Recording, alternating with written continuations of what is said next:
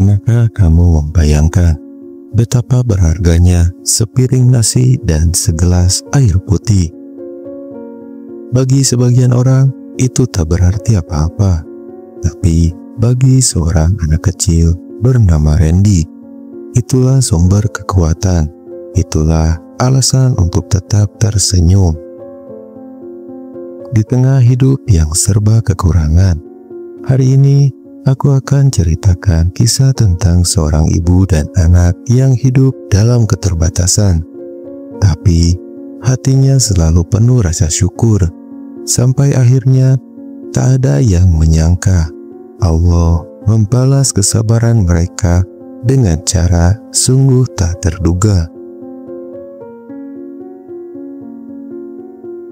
Di sebuah kampung kecil, hiduplah seorang anak laki-laki bernama Randy.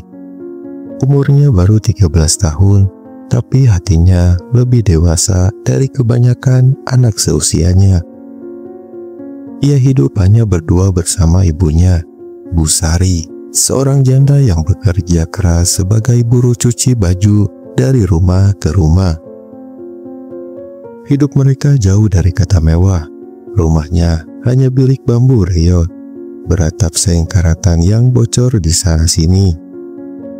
Tapi di dalam rumah itu ada hal yang tak dimiliki banyak orang.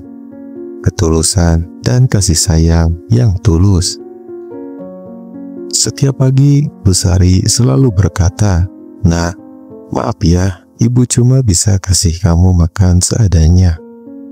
Dan setiap hari pula, Randy selalu menjawab dengan senyuman, "Gak apa-apa Bu, yang penting aku masih punya ibu."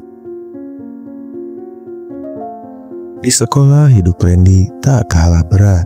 Teman-temannya yang kini hidup lebih berkecukupan seringkali merendahkan dia.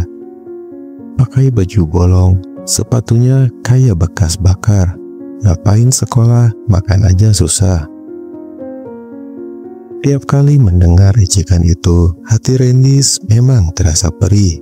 Tapi di rumah, ia selalu berpura-pura kuat agar ibunya tak ikut sedih.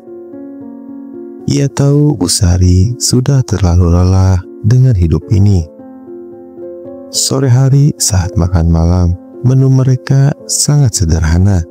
Nasi putih, garam, dan segelas air putih. Tapi anehnya di meja makan yang seadanya itu, Randy merasa hangat. Ibunya selalu menyelipkan senyuman, bahkan saat lelah dan lapar.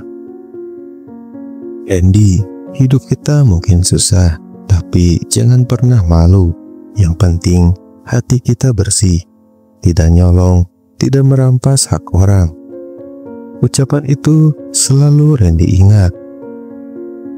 Suatu hari Randy melihat teman sekelasnya, Andi, dan anak orang kaya. Biasanya Andi membawa bekal mewah, uang saku banyak, sepatu baru tiap bulan. Tapi hari itu, Andi duduk sendirian di belakang sekolah. Wajahnya murung. Randy yang polos menghampiri. "Kenapa kamu sedih? Bukannya hidupmu sudah punya segalanya?" Andi terdiam lama, lalu berkata, "Aku punya semua barang, tapi di rumah aku nggak punya kedamaian. Orang tuaku sibuk kerja, tiap malam bertengkar. Aku iri sama kamu, Ren. Hidup kamu sederhana, tapi kamu masih punya ibu yang sayang sama kamu." Randy terdiam. Hari itu, ia baru benar-benar paham. Kadang orang yang punya banyak uang belum tentu lebih bahagia. Kadang orang yang makan nasi dan garam justru lebih kaya dalam hati. Malam itu Randy pulang dengan hati yang berbeda. Ia duduk bersama ibunya, menikmati sepiring nasi dan segelas air putih seperti biasanya. Tapi kali ini ia melihat semuanya dengan cara yang baru. "Bu, aku sadar kita memang gak punya uang, tapi kita punya yang lebih penting. Saling sayang, saling jaga, dan saling mendoakan." Sari meneteskan air mata, memeluk Randy. Nah, hidup ini bukan soal kaya atau miskin, tapi soal bersyukur. Orang kaya yang lupa bersyukur, hidupnya takkan pernah tenang. Tapi, orang sederhana yang tahu caranya bersyukur, hatinya selalu lapang. Hari demi hari berlalu, hidup Randy memang tak tiba-tiba berubah. Ia tetap makan seadanya, ibunya tetap mencuci baju, tapi kini hati mereka lebih ringan. Mereka tahu kebahagiaan bukan tentang isi dompet, tapi tentang hati yang tahu caranya bersyukur. Bukan soal punya rumah megah atau motor mahal, tapi soal punya rumah kecil yang selalu diisi dengan doa dan tawa. Di sekolah, Randy tak lagi sakit hati saat diejek. Ia tahu hidupnya lebih dari cukup. Ia tahu orang kuat bukan yang banyak uangnya, tapi yang sabar dan bersyukur dengan rezeki yang ada.